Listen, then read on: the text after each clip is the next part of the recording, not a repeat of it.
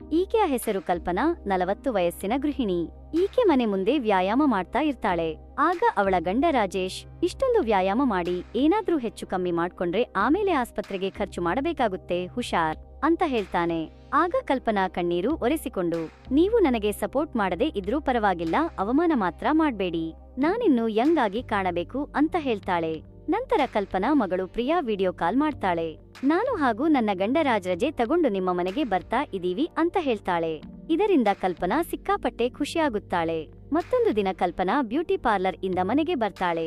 ನಾನು 1,500 ಕೊಟ್ಟು gold facial ಮಾಡ್ಸಿದ್ದೀನಿ, ಹೇಗೆ ಕಾಣಿಸ್ತಾ ಇದೀನಿ ಅಂತ ಗಂಡನ್ನ ಕೇಳ್ತಾಳೆ. ಆಗ ಅವನು, ಈ ವಯಸ್ಸಲ್ಲಿ ನಿನಗೆ ಇದೆಲ್ಲ ಬೇಕಾ ಅಂತ ಸುಮ್ನೆ ಕೆಲಸ ಮಾಡ್ಕೋತಾ ಕುಳಿತುಕೊಡ್ತಾನೆ. ಆಗ ಕಲ್ಪನಾ ಅವನನ್ನ ಬೆಡ್ರೂಮ್ಗೆ ಕರೀತಾಳೆ. ಆದ್ರೆ ರಾಜೇಶ್ ಅವಳಿಗೆ ಸಹಕಾರ ಕೊಡೋದಿಲ್ಲ. ಬೆಡ್ರೂಮ್ಗೆ ಅಂದ್ರೆ ಅರ್ಥ ಆಗುತ್ತೆ ಅಲ್ವಾ ನಿಮಗೆ? ಎಕ್ಸ್ಪ್ಲೇನ್ ಮಾಡೋ ಅವಶ್ಯಕತೆ ಇಲ್ಲ ಅನ್ಕೊಂಡಿದೀನಿ. ನೀವೆಲ್ಲ ಸಿಕ್ಕಾಪಟ್ಟೆ ಬುದ್ಧಿವಂತರು ಅಂತ ನನಗೆ ಚೆನ್ನಾಗಿ ಗೊತ್ತು. ನನ್ನ ಗಂಡ ಅಯ್ಯೋ ಮುದುಕ ಆಗ್ಬಿಟ್ಟಿದ್ದಾನೆ ಅಂತ ಅವಳು ಬೈಕೊಂಡು ನಂತರ ಆಕೆಯ ಫ್ರೆಂಡ್ ಆಕಾಶ್ ಎಂಬ ವ್ಯಕ್ತಿ ಮೆಸೇಜ್ ಮಾಡ್ತಿರ್ತಾನೆ. ಆಗ ಕಲ್ಪನಾ ಕೂಡ ರಿಪ್ಲೈ ಕೊಡ್ತಾಳೆ. ಮರುದಿನ ಪ್ರಿಯಾ ಹಾಗೂ ರಾಜ್ ಮನೆಗೆ ಬರ್ತಾರೆ. ಇವರೆಲ್ಲ ಖುಷಿ ಪಡ್ತಾರೆ. ಅಂದು ರಾತ್ರಿಯೇ ಪ್ರಿಯಾ ಮತ್ತೆ ರಾಜ್ ರೂಮ್ನಲ್ಲಿ ಡಿಂಗ್ ಡಾಂಗ್ ಮಾಡ್ಕೊಂಡು ಸ್ವರ್ಗ ಸುಖ ಕಾಣ್ತಾ ಇರುವಾಗ ಅದನ್ನು ನೋಡಿ ಕಲ್ಪನಾಗೆ ಕಣ್ಣು ಕೆಂಪಗಾಗುತ್ತೆ. ಮರುದಿನ ರಾಜ್ ವ್ಯಾಯಾಮ ಮಾಡ್ತಾ ಇರ್ತಾನೆ. ಅದೇ ಸಮಯಕ್ಕೆ ಅಲ್ಲಿಗೆ ವ್ಯಾಯಾಮ ಮಾಡೋದಕ್ಕೆ ಕಲ್ಪನಾ ಕೂಡ ಬರ್ತಾಳೆ. ಆಗ ರಾಜ್, ನನಗೂ ಕೂಡ ಕಂಪನಿ ಸಿಕ್ತು, ಬನ್ನಿ ಅತ್ತೆ, ನಾನು ನಿಮಗೆ ಕೆಲವು ವ್ಯಾಯಾಮಗಳನ್ನ ಹೇಳಿಕೊಡ್ತೀನಿ ಅಂತ ಆಕೆಗೆ ವ್ಯಾಯಾಮ ಮಾಡಿಸ್ತಿರ್ತಾನೆ. ಇದರಿಂದ ಕಲ್ಪನಾಗೆ ಅಳಿಯನ್ ಕಡೆಗೆ ಆಕರ್ಷಣೆ ಶುರುವಾಗುತ್ತೆ. ಮರುದಿನ ಕಲ್ಪನಾ ಹುಡುಗಿಯಂತೆ ರೆಡಿ ಆಗ್ತಾಳೆ. ಅದಕ್ಕೆ ಪ್ರಿಯಾಂಕು ಕೂಡ ಸಹಾಯ ಮಾಡ್ತಾಳೆ. ಅದನ್ನು ನೋಡಿ ರಾಜೇಶ್ಗೆ ಶಾಕ್ ಆಗಿ, ಈ ವಯಸ್ಸಲ್ಲಿ ನಿಂಗೆ ಇದೆಲ್ಲ ಬೇಕಾ ಅಂತ ಕೇಳ್ತಾನೆ. ಆಗ ಕಲ್ಪನಾ, ಹೊಟ್ಟೆ ಕಿಚ್ಚು ಪಡಬೇಡಿ, ನಾವು ಶಾಪಿಂಗ್ ಹೋಗ್ತಾ ಇದೀವಿ ಅಂತ ಹೇಳ್ತಾಳೆ. ನಂತರ ವಾಪಸ್ ಬಂದ್ಮೇಲೆ ಕಲ್ಪನಾ ಚಿಕ್ಕ ಚಿಕ್ಕ ಬಟ್ಟೆಗಳನ್ನ ಶಾಪಿಂಗ್ ಮಾಡಿ ತಂದಿರ್ತಾಳೆ. ಅದನ್ನೆಲ್ಲರೂ ನೋಡಿ ರಾಜೇಶ್ಗೆ ಬೇಸರವಾಗುತ್ತೆ. ಅಂದು ಮಧ್ಯರಾತ್ರಿ ಕಲ್ಪನಾ ಆಕಾಶ್ ಜೊತೆಗೆ ಚಾಟ್ ಮಾಡ್ತಾಳೆ. ಆಗ ಅವನು, ಒಮ್ಮೆ ಸಿಗೋಣ ಅಂತ ಮೆಸೇಜ್ ಮಾಡ್ತಾನೆ. ಆಗ ಕಲ್ಪನಾ, ಎಲ್ಲಿ ತನ್ನ ವಯಸ್ಸು ಗೊತ್ತಾಗೋಗ್ಬಿಡುತ್ತೋ ಅಂತ, ಅಯ್ಯೋ ಸಿಗೋದಕ್ಕೆಲ್ಲ ಆಗಲ್ಲ, ಬೇಕಾದ್ರೆ ಫೋನ್ ಮಾಡ್ತೀನಿ ಅಂತ ಕರೆ ಮಾಡ್ಕೊಂಡು ಮಾತಾಡ್ತಾ ಹೊರಗಡೆ ಬರ್ತಾಳೆ. ಆದ್ರೆ ಅಲ್ಲಿ ನೋಡಿದ್ರೆ ಹಾಲ್ನಲ್ಲಿ ರಾಜ್ ಕೂತ್ಕೊಂಡು ಕಲ್ಪನಾ ನಂಬರ್ಗೆ ಕರೆ ಮಾಡ್ತಿರ್ತಾನೆ. ಅವನು ಆಕಾಶ್ ಎಂಬ ಫೇಕ್ ಪ್ರೊಫೈಲ್ ನ ಕ್ರಿಯೇಟ್ ಮಾಡಿ ಚಾಟ್ ಮಾಡ್ತಿರ್ತಾನೆ. ಈಗ ಆ ನಂಬರ್ಗೆ ಕರೆ ಮಾಡಿರ್ತಾನೆ. ಅವನು ಆಕಾಶ್ ಎಂಬ ಫೇಕ್ ಪ್ರೊಫೈಲ್ ಮಾಡಿ ಕಾಲ್ ಮಾಡಿರ್ತಾನೆ.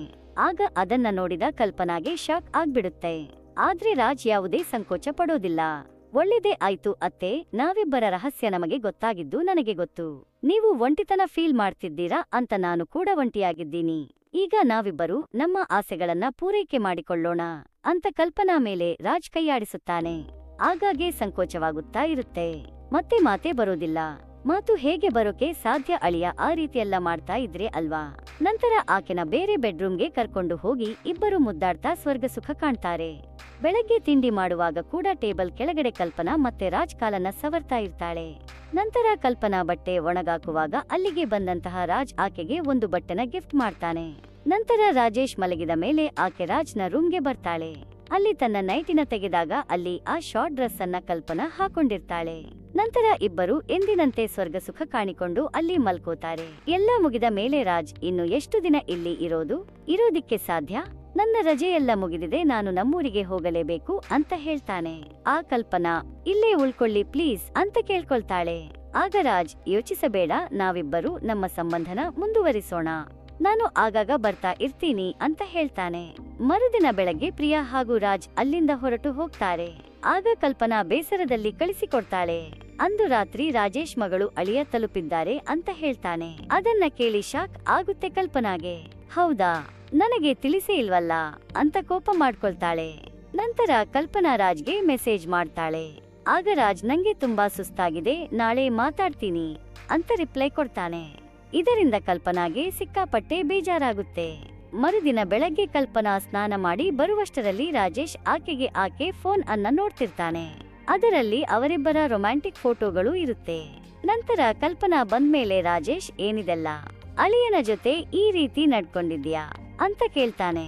ಆಗ ಕಲ್ಪನಾ, ಅಯ್ಯೋ ರೀ, ಇದೆಲ್ಲ ಹೇಗಾಯ್ತು ನನಗೆ ಗೊತ್ತಿಲ್ಲ ಅಂತ ಹೇಳ್ತಾಳೆ. ಆಗ ರಾಜೇಶ್ ಅವಳ ಕಪ್ಪಾಳಕ್ಕೆ ಬಾರಿಸುತ್ತಾನೆ. ನೀನು ಯುವತಿ ಆಗೋದಿಕ್ಕೆ ಬಯಸಿ ಬೇರೆ ಗಂಡಸರನ್ನ ಆಸೆ ಪಡ್ತಾ ಇದ್ದೀಯಾ?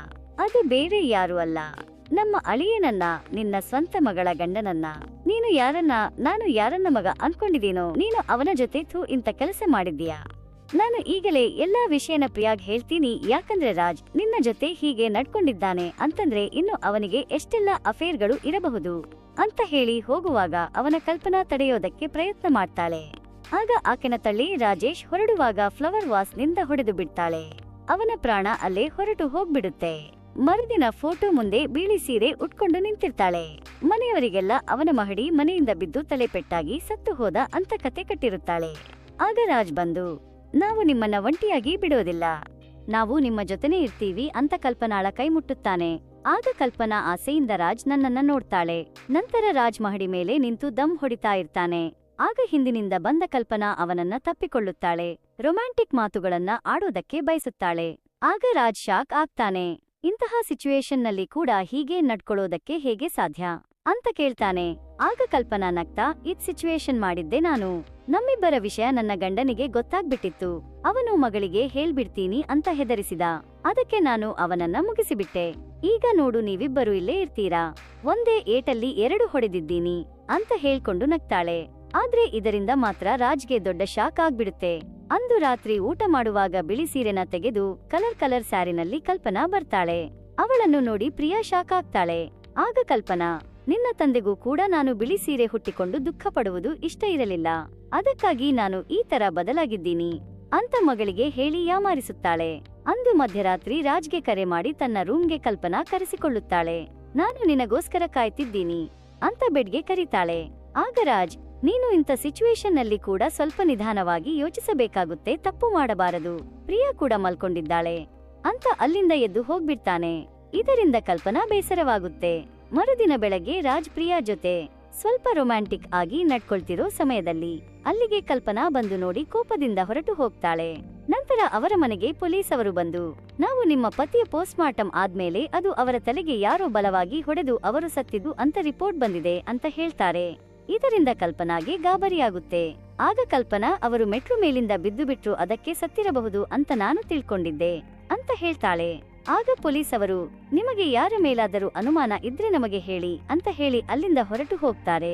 ಅವತ್ತು ರಾತ್ರಿ ಮತ್ತೆ ರಾಜ್ ನನ್ನ ಬೆಡ್ರೂಮ್ಗೆ ಕರ್ಕೊಂಡು ಬಂದು ಬಲವಂತ ಮಾಡ್ತಾಳೆ. ಆಗ ರಾಜ್, ಪೊಲೀಸ್ ಅವರು ಕೂಡ ತನಿಖೆ ಶುರು ಮಾಡಿದ್ದಾರೆ, ಸಿಕ್ಕಾಕೊಂಡ್ರೆ ನೀನು ನಾನು ಇಬ್ಬರಿಗೂ ಜೈಲಿಗೆ ಹೋಗ್ಬೇಕಾಗುತ್ತೆ, ಯಾಕಂದ್ರೆ ಒಂದು ರೀತಿ ಅವರನ್ನ ಕೊಲ್ಲೋದಕ್ಕೆ ನಾನೇ ಕಾರಣ ಅಂತ ಆಕೆಗೆ ಬುದ್ಧಿ ಹೇಳ್ತಾ ಇರುವಾಗಲೇ ಅಲ್ಲಿಗೆ ಪ್ರಿಯಾ ಬಂದ್ಬಿಡ್ತಾಳೆ. ನೀನು ಎಂತ ನೀಚ ಹೆಂಗಸು ಅಮ್ಮ, ನನ್ನ ಅಪ್ಪನನ್ನೇ ಕೊಂದು ಬಿಟ್ಟಿದ್ದೀಯಾ ಅಂತ ಬೈದು ನಂತರ ರಾಜ್ಗೆ, ನೀನು ನಿನ್ನ ತಾಯಿ ಸಮಾನರಾದ ಅತ್ತೆ ಜೊತೆಗೆ ಸಂಬಂಧ ಇಟ್ಕೊಂಡಿದ್ದೀಯಾ, ನನಗೆ ಅಸಹ್ಯ ಆಗ್ತಾ ಇದೆ, ನಾನು ಈಗಲೇ ನಿಮ್ಮಿಬ್ಬರ ಬಗ್ಗೆ ಪೊಲೀಸ್ ಅವರಿಗೆ ಹೇಳ್ತೀನಿ ಅಂತ ಹೇಳಿ ಹೊರಗಡೆ ಹೋಗುವಾಗ ಅವಳನ್ನ ಕಲ್ಪನಾ ಹಿಡ್ಕೊಂಡು ಬಿಡ್ತಾಳೆ. ನೋಡು ಪ್ರಿಯಾ, ಇದನ್ನ ಒಪ್ಕೋಬಿಡು, ಅವಾಗ ನಾನು ನನ್ನ ಇಡೀ ಆಸ್ತಿನ ನಿನಗೆ ಕೊಟ್ಟು ಬಿಡ್ತೀನಿ, ಆಗ ನೀನು ನಿನ್ನ ಗಂಡ ಇಲ್ಲಿ ಆರಾಮಾಗಿ ಇರಬಹುದು ಅಂತ ಹೇಳ್ತಾಳೆ. ಆಗ ಪ್ರಿಯಾ, ನೀನು ನನಗೇನು ಭಿಕ್ಷೆ ಕೊಡಬೇಕು, ನನ್ನ ಅಪ್ಪ ಅವತ್ತೇ ನನಗೆ ಹೇಳಿದ್ದಾರೆ ಇಡೀ ಆಸ್ತಿನ ನನ್ನ ಹೆಸರಿಗೆ ಬರೆದಿದ್ದೀನಿ ಅಂತ, ನೀನು ನನಗೆ ಯಾವುದೇ ದುರಾಸೆ ತೋರಿಸಬೇಕಾಗಿಲ್ಲ ಅಂತ ಹೇಳ್ತಾಳೆ. ಆಗ ರಾಜ್, ನಾನು ತಪ್ಪು ಮಾಡ್ಬಿಟ್ಟೆ, ಪ್ಲೀಸ್ ನನ್ನ ಕ್ಷಮಿಸಿಬಿಡು, ನಾನು ತಪ್ಪು ಮಾಡಿದೀನಿ ನಿಜ, ಆದ್ರೆ ಇವಳೇ ಕೊಲೆ ಮಾಡಿರೋದು, ನಾನು ಇಲ್ಲಿರೋದು ಬೇಡ, ನೀನು ಈ ಮನೆ ಬಿಟ್ಟು ಹೋಗ್ಬಿಡೋಣ ದಯವಿಟ್ಟು, ನಾನು ಅವತ್ತು ಮಾಡಿದ್ದಕ್ಕೆ ನನ್ನನ್ನ ಕ್ಷಮಿಸಿಬಿಡು ಅಂತ ಪ್ರಿಯಾಳನ್ನ ಕೇಳಿಕೊಳ್ಳುತ್ತಾನೆ. ಆಗ ಕೋಪಗೊಂಡ ಕಲ್ಪನಾ, ನಾನು ನನ್ನ ಜೀವನನ ಹಾಳು ಮಾಡಿಕೊಳ್ಳುವುದಕ್ಕೆ ಇವನೇ ಕಾರಣ, ಇವನಿಗೋಸ್ಕರನೇ ನಾನು ನನ್ನ ಗಂಡನ್ನ ಕೊಲೆ ಮಾಡಿದ್ದು, ಈಗ ಡಬಲ್ಗೆ ಮಾಡ್ತಿದ್ದಾನೆ ಅಂತ ರಾಜ್ ಕುತ್ತಿಗೆನ ಇಸ್ಕೋಕೆ ಹೋಗ್ತಾಳೆ. ಆಗ ಕೋಪದಲ್ಲಿ ರಾಜ್ ಕಲ್ಪನಾಳನ್ನ ತಡೆಬಿಡ್ತಾನೆ. ಆಕೆ ತಲೆಗೆ ಪೆಟ್ಟು ಬಿದ್ದು ಆಕೆ ಅಲ್ಲೇ ಸಾವನ್ನಪ್ಪಿ ಬಿಡ್ತಾಳೆ. ನಂತರ ಪೊಲೀಸ್ ಅವರು ಬಂದು ರಾಜ್ ನನ್ನ ಅರೆಸ್ಟ್ ಮಾಡ್ಕೊಂಡು ಕರ್ಕೊಂಡು ಹೋಗ್ತಾರೆ. ಪ್ರಿಯಾ ಕಣ್ಣೀರು ಹಾಕ್ತಾ ಅಲ್ಲೇ ಕೂತ್ಕೋತಾಳೆ. ಇದರಲ್ಲಿ ಯಾರ್ ತಪ್ಪು ಯಾರ್ ಸರಿ ಅಂತ ನಾನು ಹೇಳಲ್ಲ, ನಿನ್ನೆ ವಿವೇಚನೆಗೆ ಬಿಟ್ಟಿದ್ದು. ಕಥೆ ಇಲ್ಲಿಗೆ ಮುಗಿಯುತ್ತೆ. ಮತ್ತೊಂದು ಇಂಟರೆಸ್ಟಿಂಗ್ ಆಗಿರುವಂತಹ ಕಥೆ ಜೊತೆ ನಾನು ಮತ್ತೆ ಬರ್ತೀನಿ. ಅಲ್ಲಿವರೆಗೂ ವೇಟ್ ಮಾಡ್ತಾ ಇರಿ.